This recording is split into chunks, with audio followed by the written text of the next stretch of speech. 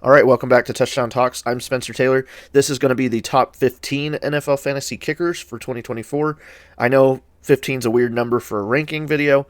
Usually you'd see like a top 10, or we've been doing top 20s thus far. But for kickers and soon with defenses for these fantasy rankings, I'm not going to be doing 20 because with these positions, I don't feel like there's really that many relevant ones for fantasy that we need to go over and talk about. Again, for the most part, you're likely going to be in a 10-team league. If not, maybe you're in a league that's slightly bigger, maybe 12, maybe at minimum you're in a small league like an 8-team league or something like that. But generally you're going to be in that 10 to 12 range, maybe slightly higher in a really deep league.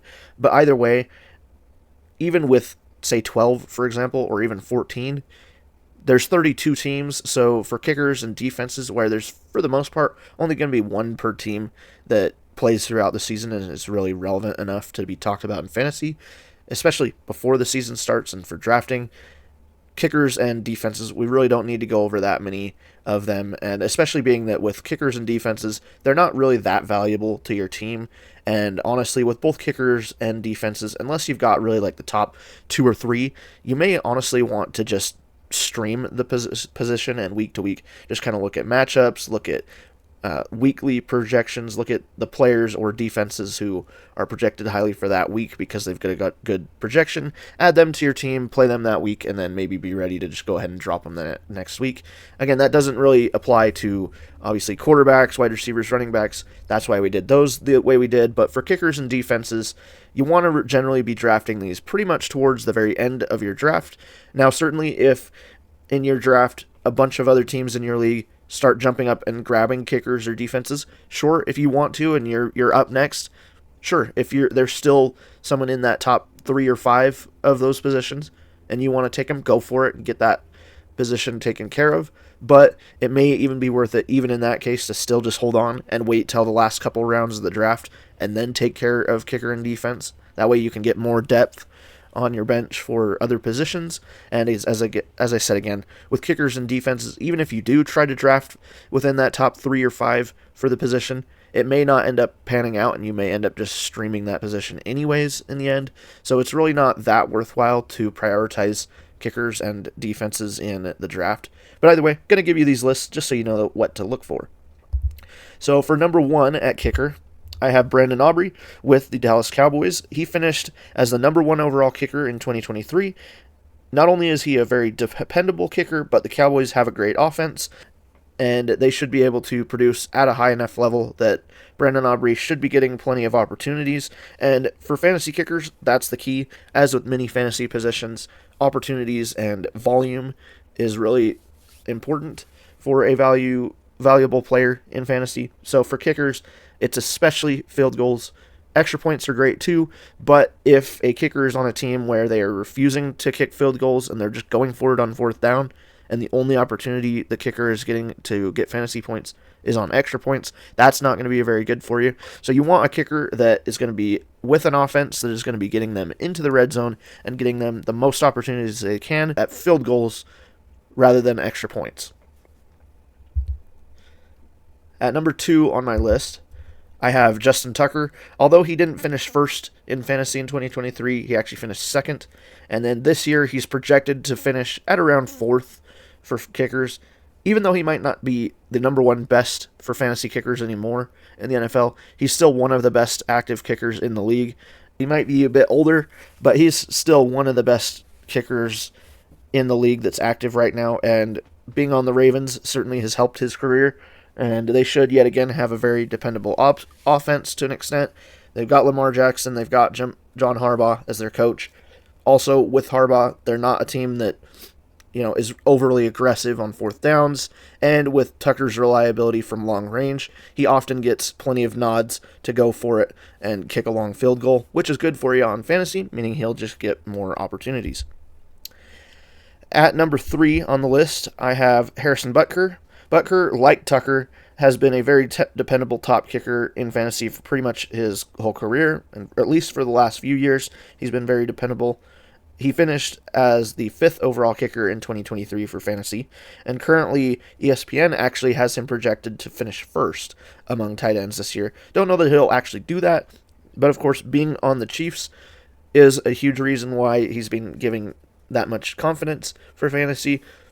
He's very dependable. He also has good accuracy in long range, and being on the Chiefs, who can be aggressive at times, but with Andy Reid and Patrick Mahomes there, they play very smart football. They know when to go for it, but they also know when to take the points, and so that works out very well for Butker. They're an offense that, even though certainly last year we saw them not be as high powered as we're used to, they were still often able to get at least within field goal range for Butker, and he could capitalize on that for you for fantasy. Now at number 4 on this kickers list, I have Jake Elliott with the Eagles. He finished 3rd in 2023 and is actually projected to go 2nd for 2024 in points. The Eagles should still be a good offense and give him plenty of opportunities to kick. If they aren't as efficient at fourth down attempts, they may end up deciding to kick a little bit more often, which could help Elliott's production. As you can see, his projected totals, he is projected slightly lower than what his totals were last year, even though he's projected to finish 2nd. But that's, of course, because a lot of the projections overall for this year at any position are kept a little lower, so then that way, if they do good, they'll outdo their projections, and you'll be, pleasantly surprised. All right, now at number 5, I have the Falcons kicker, Younghoe Koo. He's been one of the best kickers in the league since he entered. Very accurate. He's a very young kicker. He remains one of the most accurate kickers in the history of the league. His accuracy percentage right now is at 88.5%. And the Falcons will, of course, be very different looking, as I've mentioned in previous videos recently, with Raheem Morris as the new coach and Kirk Cousins at the helm at quarterback. He should have plenty of chances to kick field goals, and all the differences on offense should give a trickle-down effect to Koo and keep him as a safe, certainly top 12 kicker, if not, I would say a top 5 kicker. Now at number 6, I have Evan McPherson. He converted 83.9% of his field goal attempts last season, while hitting 7 out of 12 from 50-plus yards, so that's pretty decent. And he also finished the season with 135 points. With Joe Burrow healthy again, that should help the Bengals' offense this year, and therefore should also help McPherson's production in fantasy and keep him as a certain top 10 kicker in fantasy this year. All right, now at number 7, I have Kaimi Fairbairn with the Texans. Fairbairn actually produced week to week at a top level at kicker last year in 2023. As you'll see, he only ended with 113 points. Not very high, but that was because he wasn't able to stay healthy the whole season. He missed some time due to a quad injury, but now back healthy in 2024.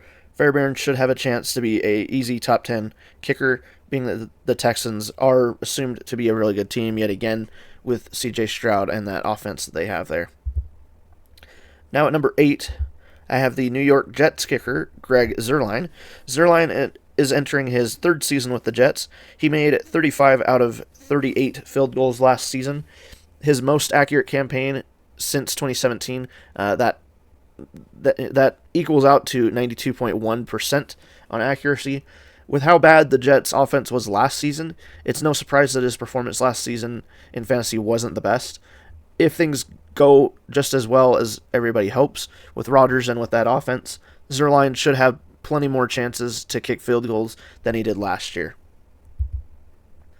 Now at number 9 on the list, I have Cameron Dicker. He finished 7th in 2023. He's projected to finish at around 9th for kickers in 2024. I think his projected ADP is pretty accurate, and his projected points. The Chargers could be a better offense, but at the same time this year, maybe kind of a rebuild.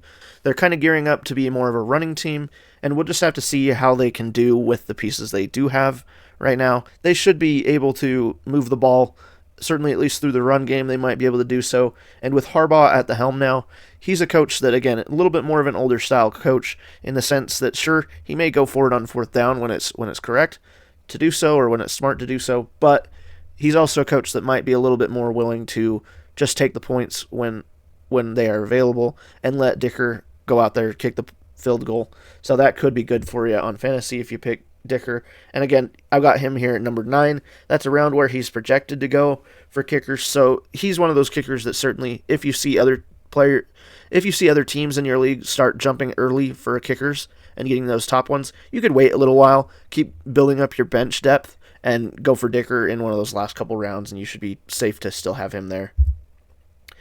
At number 10, I have Jake Moody. Jake Moody with the 49ers. He is the heir to Robbie Gould, and he had a really great rookie season in 2023 after he was the first kicker drafted in the actual 2023 draft out of Michigan.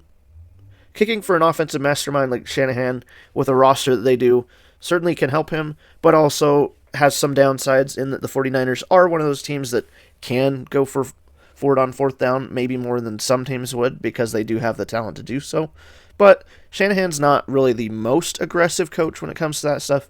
If they're in a situation where they can take the points rather than really needing to force it on fourth down, they'll do it, especially being that they are the 49ers. They'll be leading a lot of games, so if they get stopped in the red zone, they'll be willing to take the points. So that should help Jake Moody be somewhat reliable, or at least worthy enough of being a top 10 fantasy quarterback, and therefore likely being worthy of being on a roster most of the season.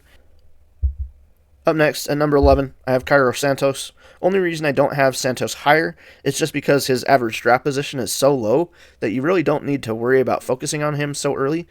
Cairo Santos, especially for me as a Bears fan, he's certainly a player that I would suggest as, if you're not going to pick in those top 3 kickers, maybe top 5, if you're not going to get one of those, wait till the very last couple rounds. As you can see here, his average draft position, 283. That is pretty darn low. And I think that's under what his actual value is going to be.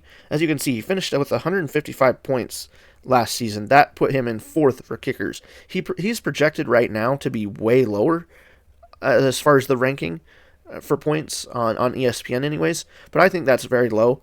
He's going to be on a Bears offense, or be with a Bears team with an offense that has plenty more weapons. Now, again, there's a lot of unknowns of how the Bears offense is going to look. But they should be able to produce enough to be getting into the red zone semi-frequently, or at least into field goal range. And Santos has a pretty good range. He's pretty accurate at kicker. So I think certainly if you want to just be conservative at picking kickers for your team, and you want to wait on them, build your bench depth first, I would definitely suggest keeping Cairo Santos in mind and being ready to draft him towards the end of the draft. Now at number 12, I have Tyler Bass with the Bills. He wasn't the most consistent kicker in 2023. He did have some good weeks still with the Bills, who do still have a defensive head coach. So that can help him in that they may not be the most aggressive at times when going for it on fourth down, and therefore may be more willing to take the points with a field goal. And being that they are one of the better teams, should have the lead a decent amount of times, or at least be in a close game to where they're comfortable with a field goal. Now at number 13, I have Jake Bates.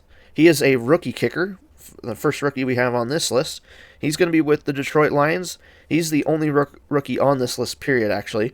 And the Lions should have a great team in offense again, but of course, they have become very aggressive on fourth downs, so that kind of makes things a little bit scary for drafting Jake Bates. Honestly, at this point, he is 13th on this list, so unless you're in a deep draft, in a deeper league that, as I said, maybe has 12 people, maybe more teams in it, unless you're in one of those leagues, if you're in just kind of the default 10, Jake Bates is kind of in this range where probably wouldn't even suggest drafting him at all, and just, depending on the week, maybe pick him up off of waiver wires and put him on your team. But otherwise, I wouldn't really suggest it. Again, he's also a rookie, so we don't know how things are going to go for him in the NFL. He was a good kicker in college. That's why he was drafted this year for the Lions. But again, they're just a team that's not the most prone to take field goal attempts as often as some teams would. And so that doesn't really help Bates' rating for fantasy. Now at number 14, I have Jason Sanders. He had some okay weeks last year, wasn't the most consistent, but he's more likely a streaming option off the waiver wire against favorable matchups rather than somebody that you're going to draft. And then last on this list of the top 15 kickers, I have Matt Gay. He's been one of the better kickers in his career, but not really any longer up there. But as you'll see, he did for 2023. He did finish with quite a good bit of points. Was in that top 10 range. This year, I don't know that he'll be there, but keep an eye out for him. With his average draft position and his projected totals, I don't know that he's worth drafting outside of in a deep league, or if you're really confident that Matt Gay and the Colts are going to be in field goal kicking positions a lot. Otherwise, I would say just let him fall out of the draft, go undrafted, and pick him up off of waiver wires later on in the season. And with that, that wraps up the top 15 kickers for fantasy in 2024. Thank you for watching, and very soon we will have the final video of this series, that being the top 10 defenses for fantasy in 2024. Thank you for watching, and I'll see you in that next video.